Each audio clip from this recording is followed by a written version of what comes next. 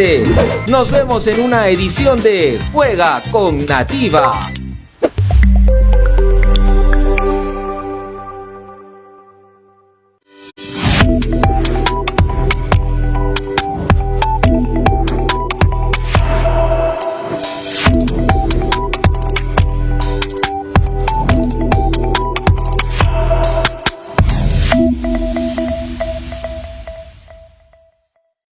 ¿Cansado o cansada de ver combates y guerras en la televisión? ¿Tus tardes se han vuelto una novela mexicana? ¿Aburrido de la farándula, los chismes y ambais? Si tienes algún programa o piloto en mente, esta es tu oportunidad. Mándanos un enlace con tu idea a somosnativa@ntv.pe y cambiemos juntos la forma de hacer televisión. Nativa nos conecta.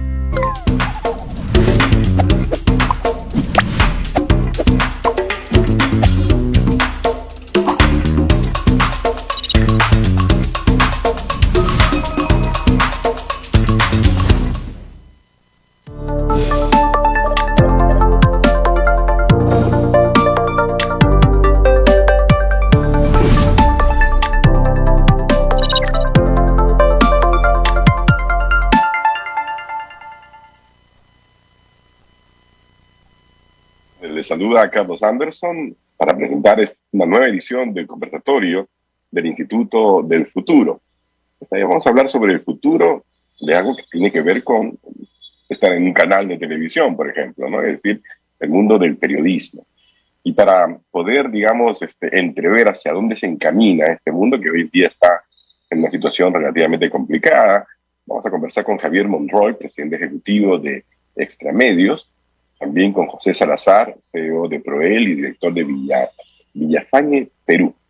Y finalmente con Luis W., comunicador y periodista. Así que están todos aquí en pantalla. Vamos a empezar a conversar planteando una pregunta así de inicio, ¿no? Que es básicamente, ¿dónde estamos hoy día aquí en el Perú en materia, digamos, de periodismo? ¿Cuáles son los retos que enfrentamos? Hemos visto ahora, por ejemplo, el tema relacionado con un supuesto secuestro, digamos, de periodistas, y todo lo que significa, digamos, la politización o el mundo de la política en el medio, y este es simplemente quizás un capítulo más dentro de unas circunstancias muy particulares para los periodistas en particular, porque pareciera que tenemos un gobierno que no es muy, digamos, amigo del periodismo. Pero son, imagino, algunos de los temas que vamos a empezar a conversar. Me gustaría escuchar primero las perspectivas de cada uno de ellos. Luis, David, tú que eres, digamos, periodista, comentador, cuéntanos, ¿tú cómo lo ves? ¿Cómo estamos hoy día? Hay un problema grave que pasa en principio porque las personas no le creen a los medios de comunicación. O sea, hay ya varias mediciones. Exacto, o sea, hay ya varias mediciones desde Latinobarómetro y otros parecidos, en donde lo que se testea es usted cuánto le cree a la prensa, y los números van de 40 a 20%. Entonces, yo no estoy tan seguro de cuán importante se dan cuenta las personas de que es este tema de la credibilidad de los medios de comunicación, porque finalmente vamos a decir, es la línea base de la interpretación de la realidad de todo un país. Entonces, nuestros sentidos comunes, lo que tú crees, lo que yo creo, lo que cree el vecino, lo que cree el señor que está más allá, lo que cree el señor que está en Tacna, lo que cree el señor que está en Iquitos, está de alguna manera basado en lo que escuchamos en los medios de comunicación. Si tú quitas ese elemento común, nos quedamos sin elemento común. Y eso es muy, muy, muy grave, ¿no? Sí, bueno, la crisis de credibilidad no es solamente de los medios, efectivamente, también es en todo estrato de la sociedad. Yo también he mirado bastante bien Latinobarómetro y, por ejemplo, debido a que no hay credibilidad, por ejemplo, de los partidos políticos, el sistema de la democracia peruana, por ejemplo, es muy débil. Exacto, claro. Pero es mucho más grave cuando no le crees a los medios de comunicación, que son, de nuevo, el formador de sentido común y el formador de opinión.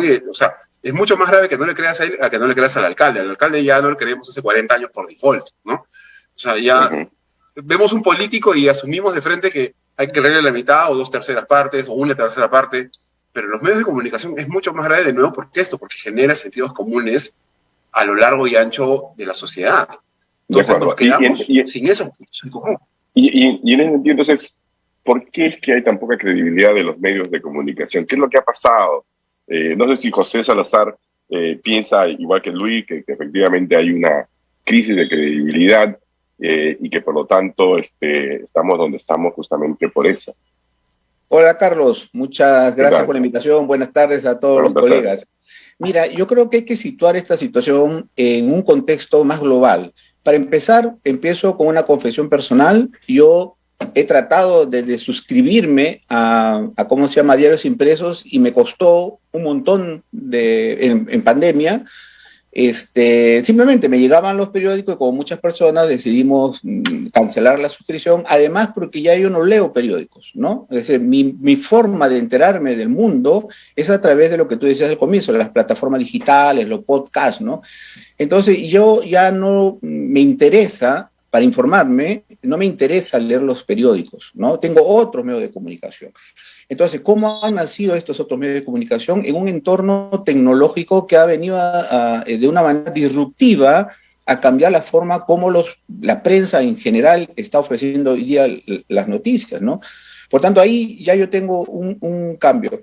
En efecto, yo creo que esta desconfianza que manifiesta Luis es conforme, pero esta desconfianza es mayor. O sea, a nivel general mundial, ustedes citaron el de barómetro, yo te puedo citar los indicadores de Edelman, donde dicen que la gente no confía en los gobiernos, no confía en la prensa, no confía en las ONGs, que son tan críticas de las empresas, y no confían en las empresas privadas, ni en el gobierno, por supuesto, ¿no? Entonces, sin lugar a dudas, estamos viviendo en un contexto de suma desconfianza, donde los medios de comunicación yo creo que debieron posicionarse ahí para dar una comunicación mucho más limpia, mucho más transparente.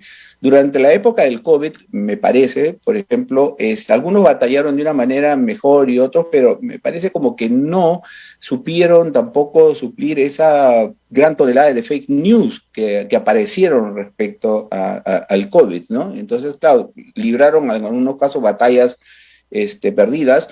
Sin embargo, me parece que en las plataformas no fue mejor, ¿no? Creo que de ahí uno obtiene información más certera.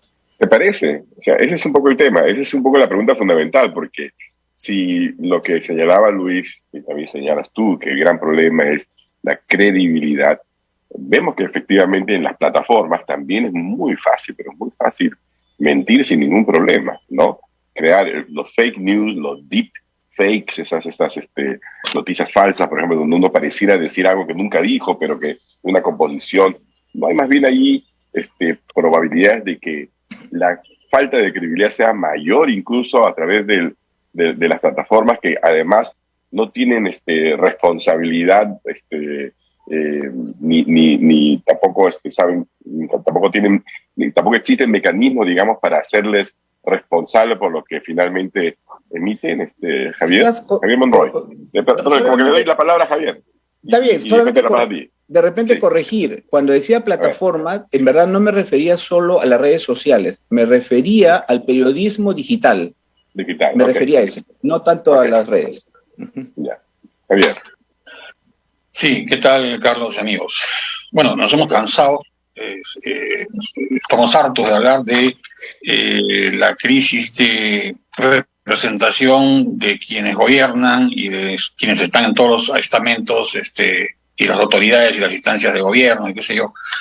Pero justamente todo ello proviene, como dice también Pepe, de un asunto más global y más, digamos, más crítico, que viene incluso de hace ya varias décadas y que se ha ido acentuando. Esta crisis de representación de la política mucho tiene que ver con esta falta de credibilidad, no solamente en los medios, sino en quienes están en cualquier cargo de responsabilidad, y no solamente en el gobierno, también en las empresas privadas, en las ONGs y en todo lo que se llaman los cuerpos intermedios de la sociedad.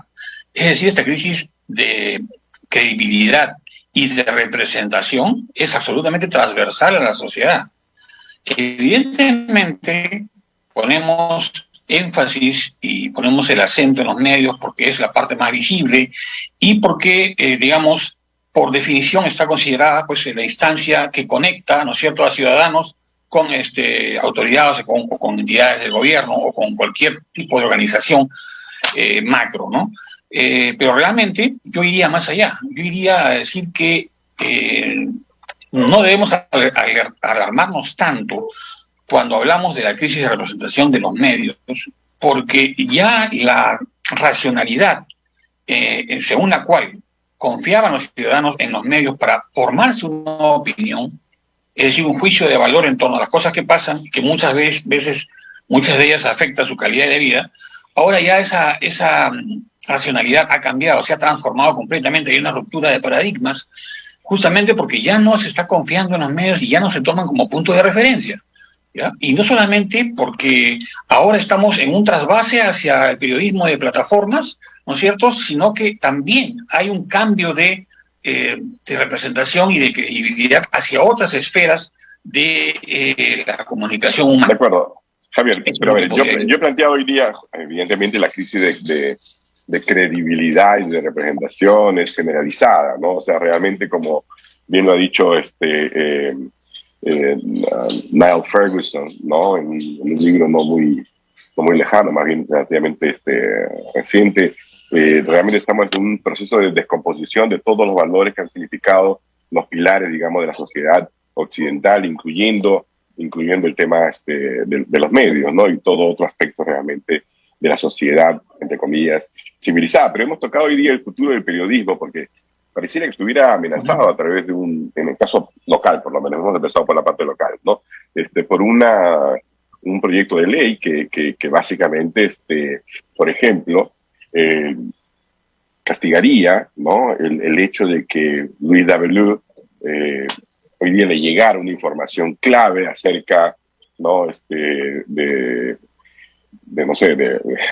alguien en el Poder Ejecutivo o alguien dentro del Congreso, etcétera, y lo revelara, ¿verdad? Porque podría ser sometido a castigos, digamos, severos, ¿no? Y eso, bueno, aquí estamos conversando justamente con tres personas muy calificadas, pero quiero preguntarle directamente a Luis, porque tú has hecho y haces periodismo, digamos, también de medios tradicionales. ¿Tú cómo lo ves? ¿Es realmente una ley mordaza o es, como lo ha llamado mi colega Waldemar Cerrón, más bien una ley de transparencia, vamos a decir? Transparencia no es, evidentemente, ¿no? O sea, yo revelo algo y te pueden enjuiciar, eso no es transparencia, claramente. Uh-huh. Pero sí quisiera hacer una puntualización con esto. En un país con instituciones fuertes, en donde la credibilidad de las instituciones y en las personas y en los puestos y en general entre los peruanos fuera un poquito mejor o un poquito mayor, yo no creo que hubiese habido tanto problema en términos de tener una ley que diga, oye, si usted filtra un documento de un proceso abierto en fiscalía, tiene una sanción, y quien la difunde tiene una sanción, porque eso es una responsabilidad penal contra quien está siendo procesado en ese momento. Porque lo que pasa en el fondo es esto. Efectivamente, las filtraciones existen, y las filtraciones existen porque no hay institucionalidad. Entonces, la fiscalía o quien sea se apalanca en los medios de comunicación para que eso se convierta en un escándalo y la opinión pública se convierta en parte del proceso y empuje en una u otra dirección. De eso se trata. Pero eso se lleva por delante. Primero, la presunción de inocencia, y segundo, más importante, el debido proceso. Y eso es gravísimo. Es gravísimo. Ahora, si hubiéramos tenido esa ley, o haciendo el contrafáctico, si hubiéramos tenido esa ley en los últimos 20 años, ¿hubiera habido algún presidente preso?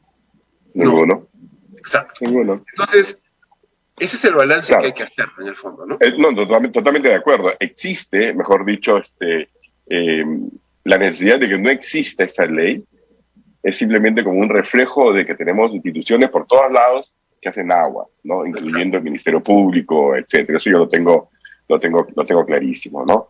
Muy bien, pero hemos hablado entonces de la prensa, de los medios aquí en el Perú, pero yo quiero ahora dar un paso atrás, ¿ya? Y volver un poco a las tendencias, porque nosotros somos realmente una islita chiquitita, ¿no? Dentro de lo que es todo un gran universo de cambios en el mundo del periodismo, ¿verdad? Y una de las preguntas que quería hacer es, un poco para que también creo que nuestros televidentes se pongan, se enchufen, digamos, es que ha cambiado de manera fundamental el negocio de los medios de comunicación tradicionales, ¿verdad? Y quizás de repente aquí José nos ayuda a graficar en qué consiste ese cambio, estos nuevos modelos versus los modelos antiguos, digamos, de negocio, y quiénes son los ganadores y quiénes son los perdedores. El mejor ejemplo para eso, Carlos, es la compra de Amazon, el Washington Post. O sea, el periódico más importante en Estados Unidos es comprado por un negocio de plataforma, porque Amazon al final, bueno, ahora ha crecido muy grande, pero empezó siendo una empresa que básicamente hacía delivery y bueno, la pregunta es por qué se compra un periódico tan importante como el Washington Post, ¿no? Y lo cambia, obviamente, ¿no? O sea, hay pocos suscriptores impresos y básicamente la suscripción mayoritaria del Washington Post hoy día, como en otros periódicos americanos, es a través de la digitalización, ¿no?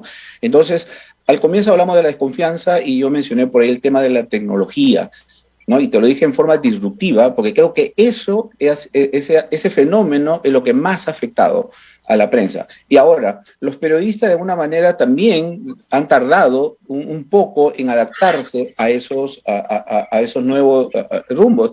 La experiencia que te cuento es parte de eso. O sea, yo me suscribo a un diario y tengo que tener la misma facilidad para cortar mi suscripción y no batallar por el teléfono, ¿no? Ni siquiera me daban una herramienta de comunicación, un correo, aunque sea digamos, uno de estos chatbots, ¿no? No, era por teléfono. Entonces, eso nada más te demuestra el nivel de atraso que hay, ¿no?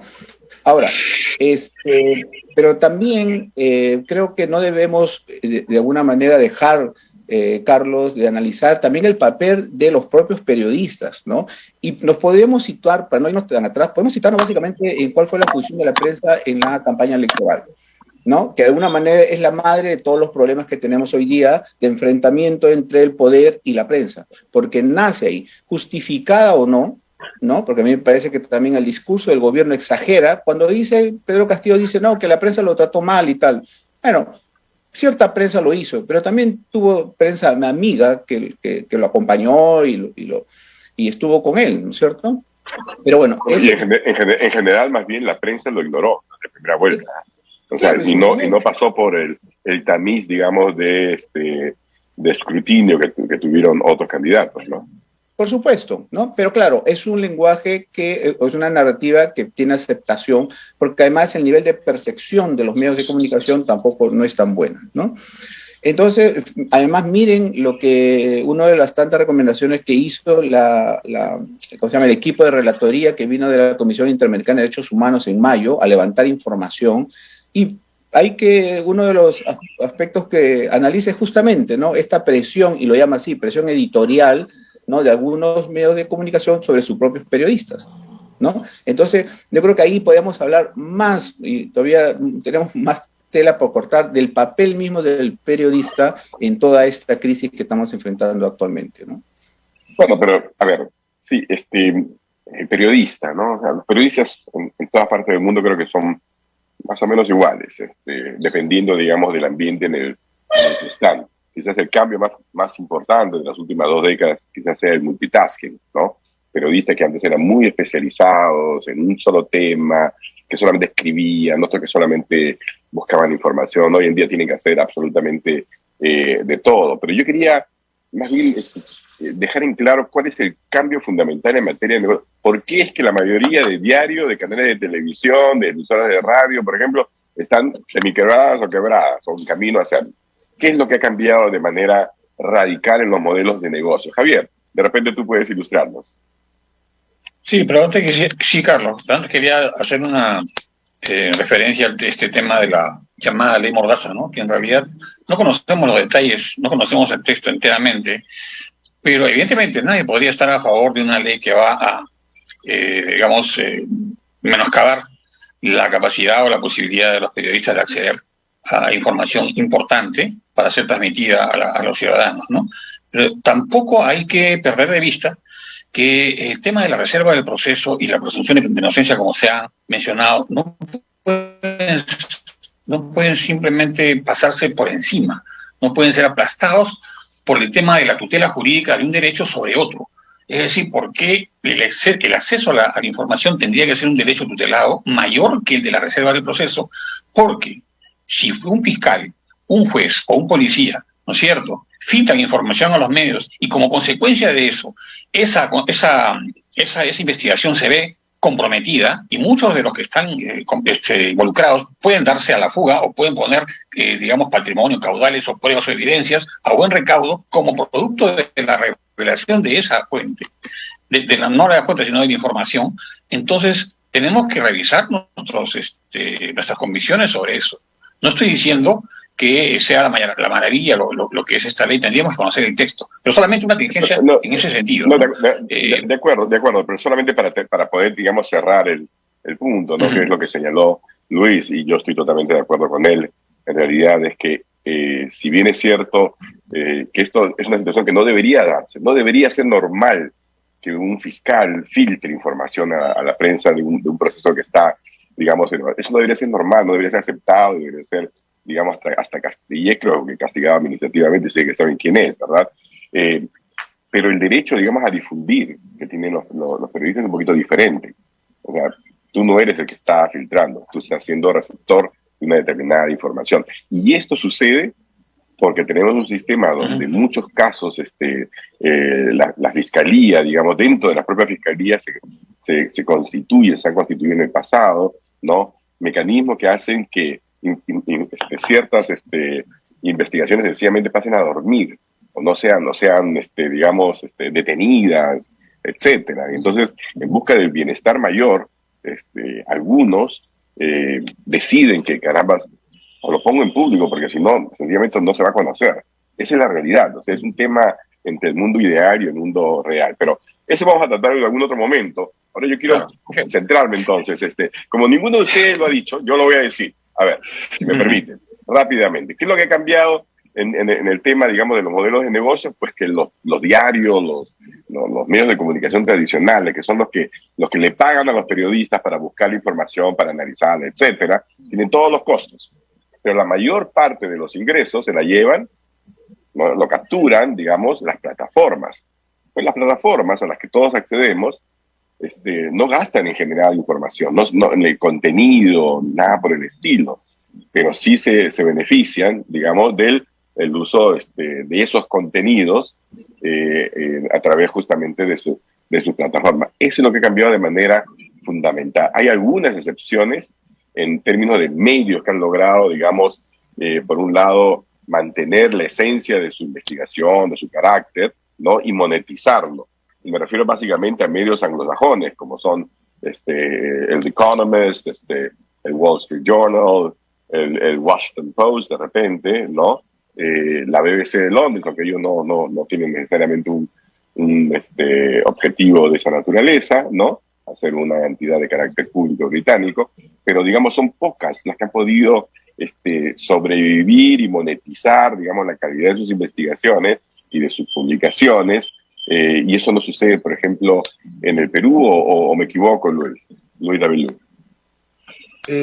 Yo creo que hay algunas experiencias importantes en ese sentido, pero la mayoría, yo te diría, por ejemplo, una que a mí me parece particularmente importante en el Perú es Ojo Público, ¿no?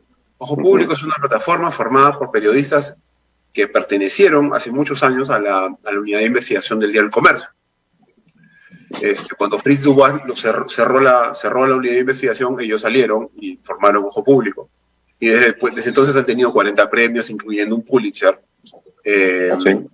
Sí, entonces, y les va bien, pero esta parte es interesantísima. Ellos invierten un montón de plata en investigar, en seguir casos, en viajar, o sea, tienen una red nacional de corresponsales que se mantiene y evidentemente no es gratis esto. Claro. Pero sus contenidos, que son súpermente bien vistos, todavía no pueden competir con otros de más viralización porque son mucho más ligeros. Y esa es otra parte importante. Y sí todavía dependen de grants por los que tienen que concursar a nivel internacional, fundaciones. Claro, no, para aclarar, grants son simplemente donaciones que se les dan sin ningún tipo de contraprestación. Exacto, pero son grants a las que se concursan. O sea, no es que no, viene totalmente. No, sí, lo tengo claro. Hay 50 atrás del grant, sí. ¿no? Tú presentas Claro. tu proyecto y a ver si ojalá te lo saques, ¿no? Y así es como y así es como se sostiene principalmente. Y es un problema. O sea, la demanda grande no va por ahí. O sea, es un periodismo de muy buena calidad, de nuevo, tiene un Pulitzer, ¿no? De muy alta calidad, pero no tiene tanta, vamos a decir, demanda que le permita sostenerse ni con suscriptores, que tiene una opción, no se puede suscribir, ¿no? Ni que pueda sostenerse con publicidad, porque tampoco tiene tanta publicidad, lo cual también es medio paradójico, pero en fin, es lo que hay. A mí otra experiencia interesante es Hildebrand en sus 13. Hildebrand en sus 13, tú lo abres, no hay un solo anuncio, o quizás alguna vez te encuentras uno, pero uno, ¿no? Y sin embargo ellos viven de suscripciones. Es muy interesante porque no conozco exactamente cuál es su modelo de negocio, pero es interesante porque es una plataforma, digamos, tradicional, es papel, ¿no? Y compite, y no tiene web para que tú puedas acceder a mirar titulares, no. Si tú estás suscrito puedes entrar y leer el mismo producto en la web, pero si no. Y sobrevive, claro, es mínimo, es más chiquito, está recortado, está reingenierizado si quieres, ¿no? Pero sobrevive. Entonces, yo creo, el problema viejo acá es cuánto espera del retorno el que está detrás del financiamiento, para ponerlo. Claro, me refiero, por ejemplo, a los periodistas, Grupo de Comercio, Grupo RPP, Grupo Letras Exitosa, etcétera. Ellos podrán seguir sobreviviendo en esta tendencia aparentemente imparable, ¿no? De llevar todo a las redes, a las plataformas digitales, y cuando pasas a la plataforma digital, allí sucede lo que acabo de decir, que casi les es imposible realmente vivir de las suscripciones, vivir de la publicidad, porque se suscriben poco, porque casi todo el mundo busca contenido gratis, ¿no? Y es muy difícil encontrar un contenido que sea de tanta calidad, ¿no? O sea, no todo el mundo escribe como el The Economist, ¿no? Entonces, donde uno paga por ese tipo de contenido, digamos, ¿no? Muy específico. Claro, hay una cosa que me parece a mí particularmente importante, ya que estás mencionando estos medios, al Financial Times, por ejemplo, que además no solamente es su suscripción al contenido diario de la coyuntura, sino a sus bases de datos, ¿no? Que es brutal. Entonces, tiene un valor agregado diferente, pero además tienes otra cosa.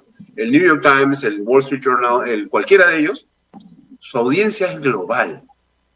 Entonces, ese romper esa frontera te hace viable, porque uno se suscribe al New York Times desde Perú, desde Singapur, desde China, incluso si tienes un VPN, ¿no? O sea, o de donde estés. Del comercio, ¿cuánta gente se puede suscribir que no esté en el Perú? Es interesante. Bueno, hay 2 millones de peruanos o poco más fuera, ¿no? Pero parece que no se suscriben a ninguno de estos. Y además tienes experiencia, pero además no puedes comparar la calidad del contenido.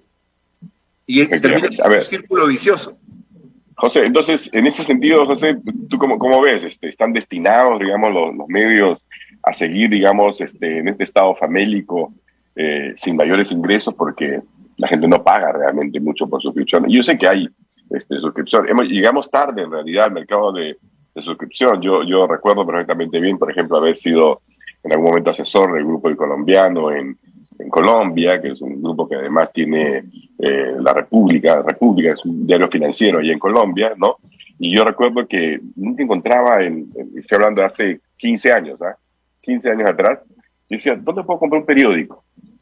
Resulta que no hay casi en Bogotá, en Medellín, no hay kioscos de periódicos. Dice, ¿dónde? De repente hay un supermercado, pero muy raro, en realidad casi todo el mundo se suscribía. Nosotros lo hemos empezado hace unos 5 o 6 años, pero como que hemos llegado un poquito tarde, ¿no? No sé, ¿qué piensas tú, José Salazar? Y te lo dije, la pandemia es la que aceleró esto, ¿no? Recién aquí ahí los periódicos se pusieron las pilas. ¿Perdón? Tarde. En Perú. Aquí en el Perú y tarde. Recién en pandemia, Por supuesto, ¿no? Porque claro, la gente prefiere la parte impresa, ¿no? Y lo tuvieron que hacer porque no tenían otra. Eso yo creo que ha sido, si bien empezaron hace buen tiempo, pero creo que en la pandemia donde recién pisan el acelerador más, ¿no? Ahora, también hay que comprender, Carlos, que hay públicos y públicos, ¿no? Hay públicos que todavía prefieren, en efecto, su Somo del día sábado impreso y que lo lee y tal, ¿no? Hay gente que ya sencillamente, a mí me parece absurdo comprar un periódico, que además porque el comercio, ya que estás hablando del comercio, te presiona, ¿ah?, para que tú compres. Yo le decía, bueno, ya, si me estás vendiendo esto y no me das las facilidades para cortar el impreso, solamente dame de lunes a viernes, ¿no? No, es el sábado y el sábado te lo tengo que enviar impreso, ¿no? Simplemente grafico eso para que veas el nivel de atraso en tema de adaptación a la tecnología y al mundo digital que vivían algunos periódicos, y estoy seguro que dentro del grupo han estado así. Ahora, si comparas el impreso y el digital, sin lugar a dudas, el digital se lee más que el impreso. Cantidad de lectores, sin lugar a dudas, ¿no? Porque ya saben, han entendido que la tendencia es justamente cada vez más a convertirse en diarios digitales. ¿Por qué? Porque puedes leer de tu celular, de tu iPad, de tu laptop, en cualquier lugar. Bueno, pero lectoría no significa necesariamente ingresos, eso quiero decir. No ha habido una monetización. Y quizás el comercio y el RPP son los más exitosos, ¿no? Sí, pero digamos, el nivel de publicidad invasiva. Claro, pero eso va amarrado a la publicidad. Y la publicidad en los diarios digitales es sumamente invasiva. O sea, no hay forma como no te libres de eso. Y podemos hablar también de la República, ¿no? Donde para leer una noticia tienes que comenzar a cerrar ventanas. Ya en un momento te gana el cansancio y ya, pues, sigues ahí, ¿no? Pero yo no creo que en términos de ingreso, si bien es cierto, han sentido mucho la pegada en términos por las pandemias, pero yo creo que han buscado otros mecanismos y ciertamente la publicidad digital hoy día es el único camino que tienen ellos como para poder cubrir los costos para generar contenido, ¿no? Javier, y el tema, por ejemplo, de la publicidad digital, yo tengo entendido que quien captura la parte del león es en realidad, por ejemplo,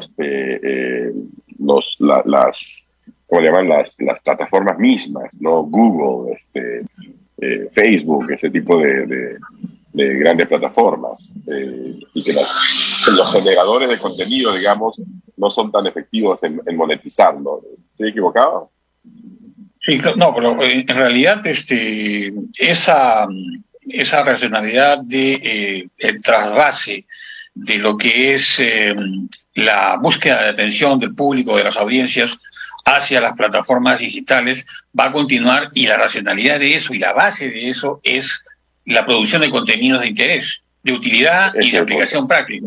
Mientras estos medios, estas plataformas no generen esos contenidos, los anunciantes no van a llegar. Entonces ellos son justamente, tienen gente especializada en estudiar la oferta mediática que está ahí, la oferta de contenidos, para ver si le conviene o no poner sus anuncios. Ahora, eso por un lado. Y por otro lado, las plataformas van a seguir creciendo. Van a seguir creciendo porque también hay una tendencia permanente y global hacia la especialización en la producción de estos contenidos que además van segmentados, ¿no es cierto?, por sectores, y además ya está cambiado ese paradigma de que los usuarios buscaban a los medios. Ahora los medios buscan a los usuarios de acuerdo a sus preferencias, de acuerdo a la perfilación que han hecho de lo que ellos prefieren, ¿no es cierto?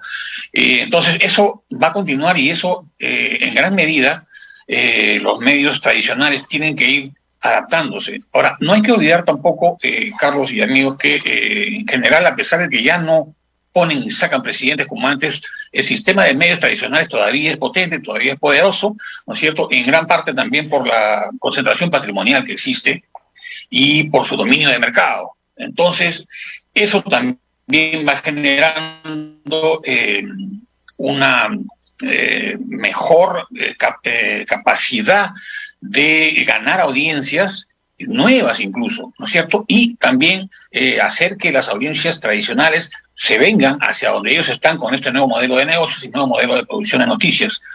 Pero también ellos están, digamos, aprovechando lo que es el buque insignia de esta era del pospensamiento, que es la relativización de la verdad, ¿no es cierto?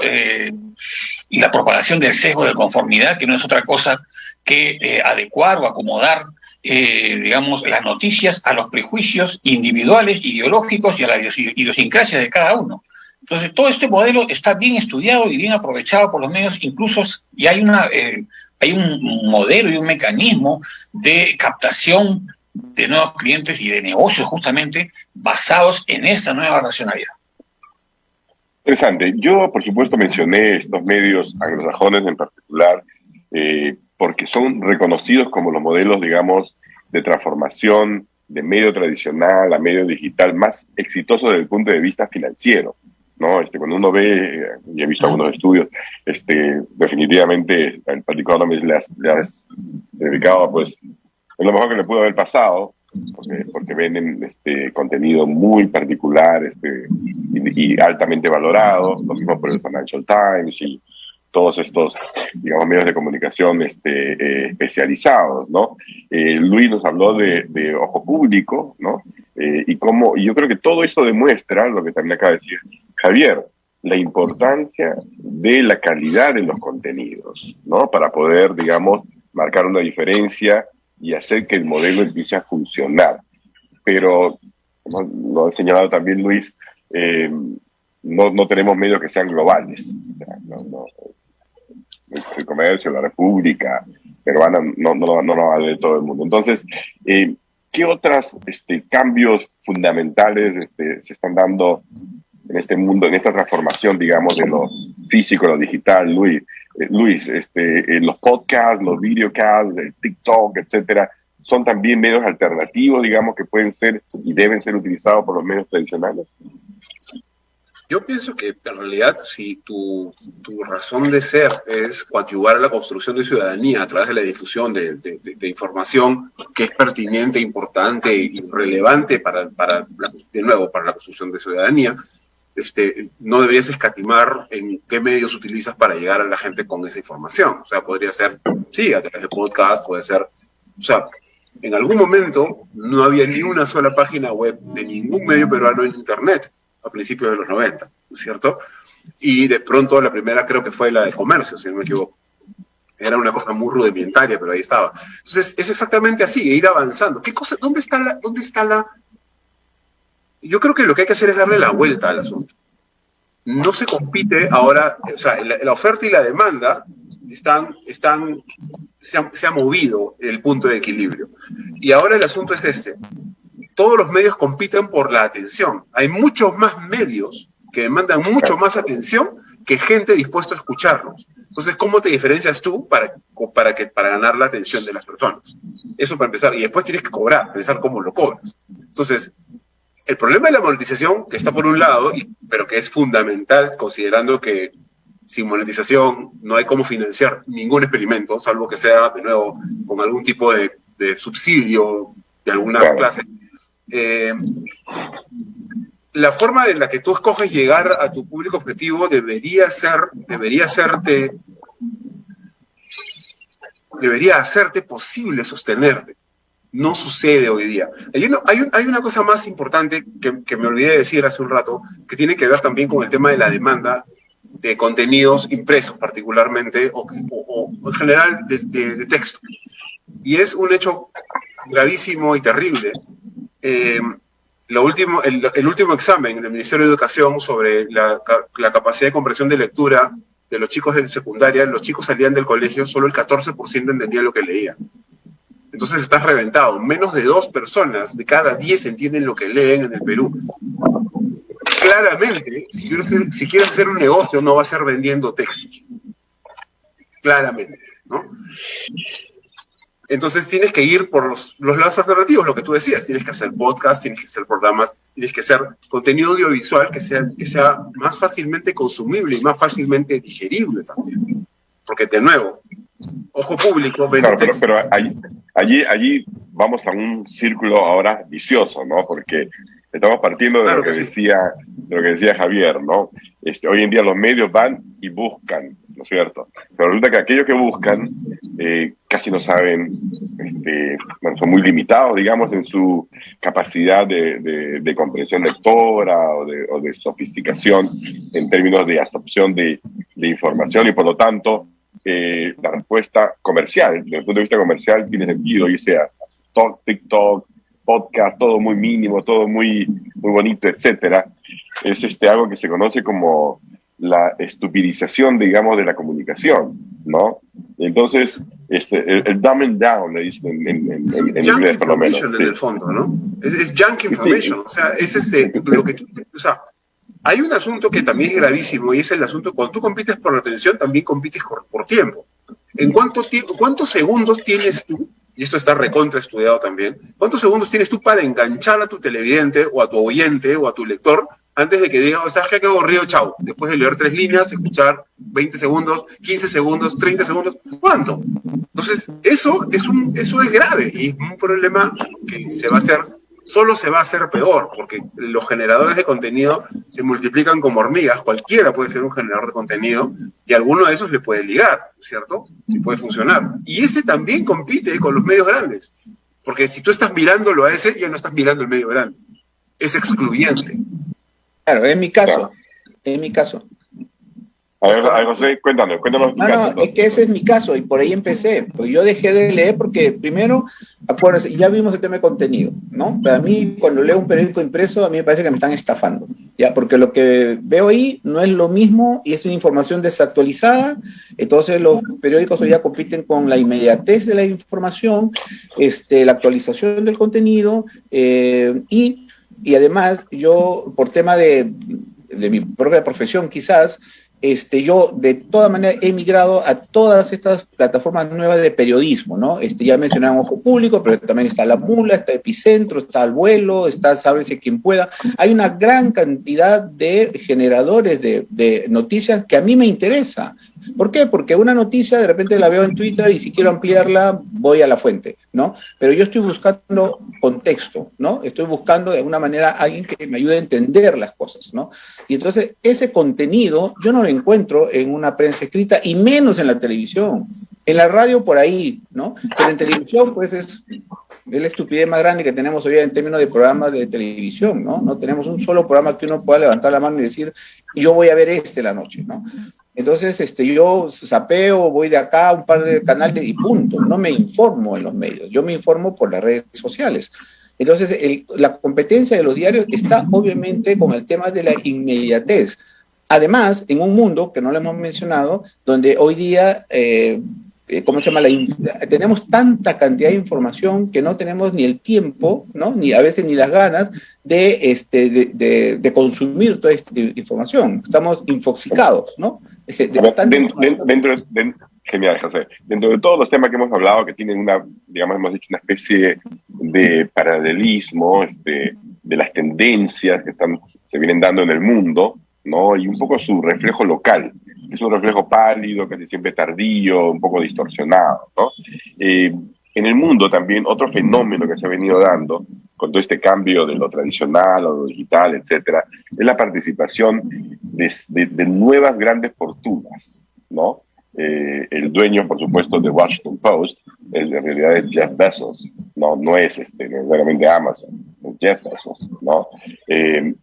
Twitter, como sabemos, lo está comprando Elon Musk, aunque ahora acaba de salir una noticia que dice que va a deshacer ese contrato de $44 mil millones, y como comprenderán, y Twitter es una plataforma que básicamente se nutre, ¿no? De la actividad de los periodistas, del mundo que está en la noticia, ¿no?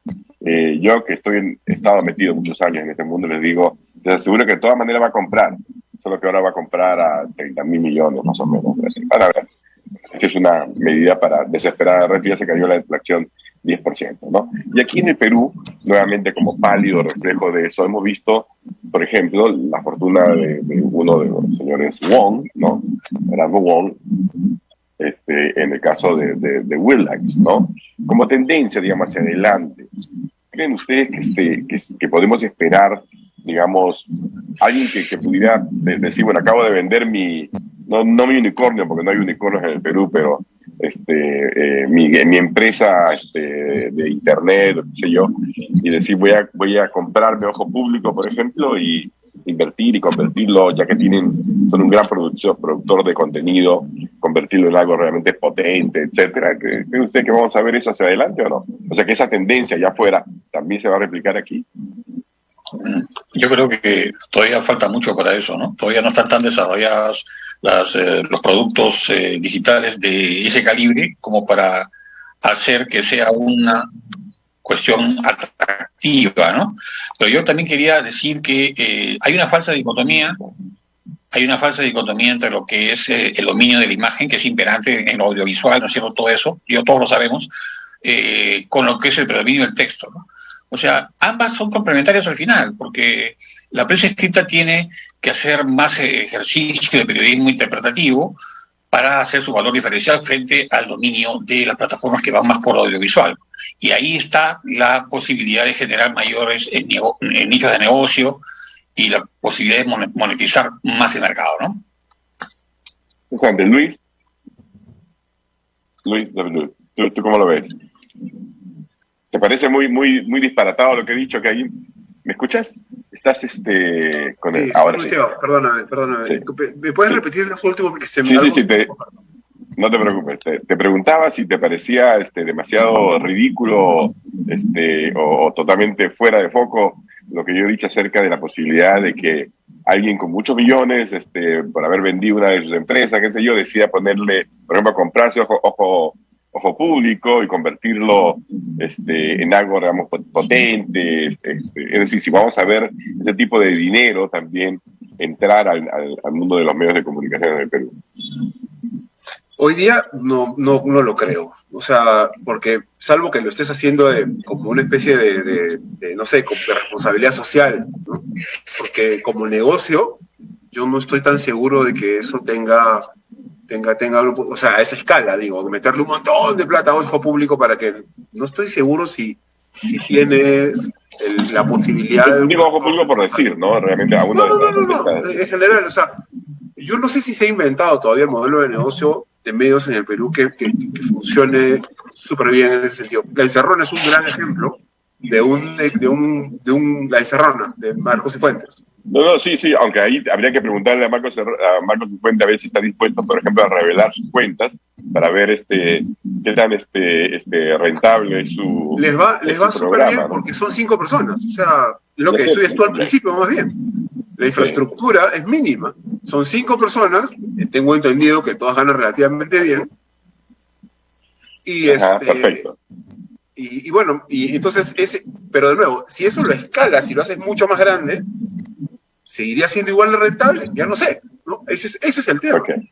Ese es el tema. Y esa es la pregunta realmente con la que nos vamos a ir yendo, porque efectivamente, hemos tenido una conversación, espero, interesante, que nos dice que hacia adelante, digamos, el futuro del periodismo de calidad, por lo menos, en el Perú está un poco comprometido, ¿no? Con un presente que es retador, porque el modelo de negocio, digamos, están muriendo de a poco, y estamos identificando aquí que no es tan fácil replicar, digamos, lo que han hecho, lo que están haciendo los grandes medios en el mundo, que han logrado, digamos, esta transición con éxito, ¿no? Manteniendo calidad y monetizando. Entonces, simplemente en medio minuto, digamos, una reflexión final sobre el futuro del periodismo. Por ahora vamos a tener más conversaciones de este tipo. Javier Monroy. Bueno, los periodistas están muy comprometidos con la posibilidad de recuperar su independencia, pero básicamente eso tendrá que ser en las redes sociales, porque en los medios tradicionales eso ya es casi imposible, y hay que recordar lo que pasó en la última campaña electoral, ¿no? Hemos pasado de un periodismo de lo que era más o menos independiente dentro de todo a lo que era un periodismo militante donde los medios tomaban partido por cada una de las candidaturas, y eso es lo que ha contribuido a generar la crisis de identidad y de representación y el descrédito que tienen los medios ante la ciudadanía el día de hoy. Perfecto. José Salazar. Sí, igual que Javier, como te dije, creo que lo que pasó en la campaña y el rol que tuvieron los periodistas en esta ha sido el origen de todos los problemas que tenemos. De modo que tenemos una responsabilidad y como periodistas de corregir. Tenemos mucho que corregir. En la época que Javier, que éramos periodistas, nosotros diferenciamos bien lo que era la información de lo que es la opinión. Entonces, yo no quiero ver la televisión para que un periodista esté dando su opinión. Para eso no prendo la televisión. menos que diga claramente que se trata de su opinión, ¿no? Claro, que sea más objetivo, ¿no? Claro, no hay objetividad en el periodismo, dicho claro. de paso, tampoco. Exacto. Luis, contigo terminamos. Coincido. Lo cierto es que los medios de comunicación deberían hacer una diferenciación muy marcada y muy clara sobre qué parte de lo que están diciendo es hecho y qué parte es la interpretación de ese hecho, ¿no es cierto? Y sí, de repente eso le podría ganar algún espacio de credibilidad, aunque ya no estoy tan seguro si a estas alturas eso es tan posible, porque lo que está cambiando es todo el sistema, o sea, toda la forma en la que se consume información y se procesa, y lo que esperan, vamos a decir, las audiencias más grandes, que son mucho más chiquillos que nosotros, no es lo mismo que esperamos nosotros, ¿no es cierto? O sea, de acuerdo. Pero me queda claro algo de toda esta conversación. Sí, de toda esta conversación es que volvemos al tema de la credibilidad. Entonces, el futuro del periodismo inmediato, por lo menos, depende de la capacidad que tengan los periodistas de recuperar un poco de credibilidad. El mismo reto que tenemos los políticos, el mismo reto que tenemos todas las instituciones en el país. Muchísimas gracias. Este ha sido el conversatorio del Instituto del Futuro. Nos vemos la próxima semana.